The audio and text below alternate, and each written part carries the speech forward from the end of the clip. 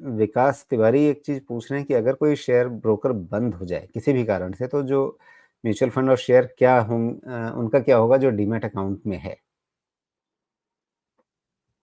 Broker बंद हो जाए, देखिए पहले क्या होता था ना कि ब्रोकिंग में 2 चीज़ें होती थी, एक होता था पूल अकाउंट, एक होता था आपका डीमैट।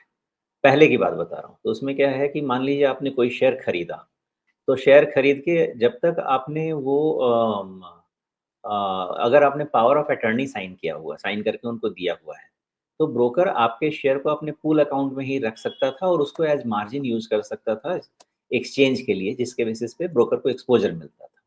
लेकिन अब जब क्लाइंट एसेट सेग्रीगेशन आ गया है टोटल, तो आप जो भी शेयर खरीदेंगे ब्रोकर को उसको आपके डीमैट अकाउंट में ट्रांसफ़र करना है। इसका मतलब ये है कि आप कोई भी किताब बाज़ार से खरीद के लाएँ, उसको बुक शेल्फ में रखना है। आपके पास वो जो बेचने वाला है वो अपने पास नहीं रख सकता, आपके बुक शेल्फ में ही डालेगा। तो अब आप कोई भी शेयर खरीदेंगे, तो वो शेयर ब्रोकर के पास नहीं रहेगा, ब्रोकर ने उसको आपको आपके डीमैट अकाउंट में डालना है, क्योंकि जो डिपॉज़िटरी पार्टिसिपेंट्स हैं और जो डिपॉज़िटरी हैं, उनके पास वो रहेगा। तो ब्रोकर बंद हो गया तो क्या हुआ? कुछ बंद नहीं हुआ। ब्रोकर बंद हो गया तो आपको दूसरा ब्रोकर ढूँढना पड़ेगा जो आपकी खरीद-बेच कर सके। बाकी आपका जो आपको शेयर है वो ब्रोकर के पास नहीं है। वो डीमैट अकाउंट में आपके बुक शेल्फ में पड़ा हुआ है। मतलब आपको नए ब्रोकर के पास खाता खोलना है और जो आपका डीमैट अकाउंट है, उसको उस नए ब्रोकर के साथ लिंक कर देना है।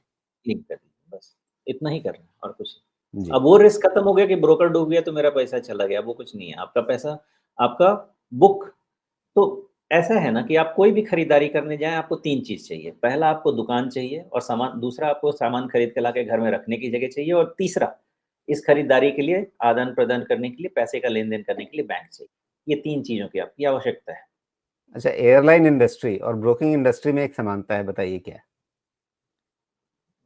राजीव जी, मुझे तो हवाई जहाज़ में चढ़े हुए बरसों हो गए, तो मैं कहाँ से बताऊँ? मैं कोई तो बात अपनी नहीं, गाड़ी में ही एनालाइज़ तो रहता आप हूँ। एनालाइज़ तो आप सब कुछ करते हैं, सारा कंज़्यूम थोड़ी करते हैं। एयरलाइन और ब्रोकिंग इंडस्ट्री में एक ही फ़ायदा है कि नहीं, समानता है। दोनों अच्छा, समानता। जी। समानता क्या है? दोनों सर्विस देते हैं आपको।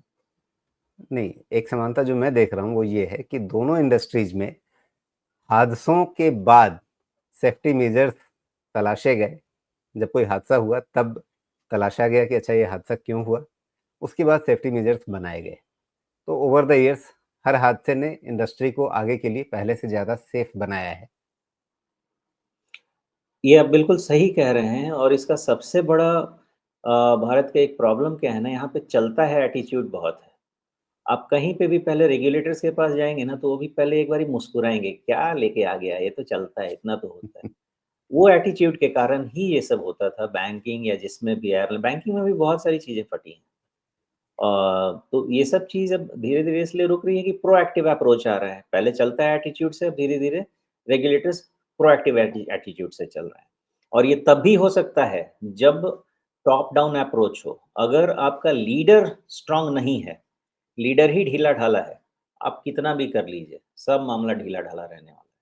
तो रेगुलेटर्स बहुत स्ट्रॉन्ग हो रहे हैं, मेबी गवर्नमेंट ने भी उनको काफ़ी टाइट किया आने के बाद, तो सब चीज़ इसलिए धीरे-धीरे प्रोएक्टिव अप्रोच में चेंज हो रही है।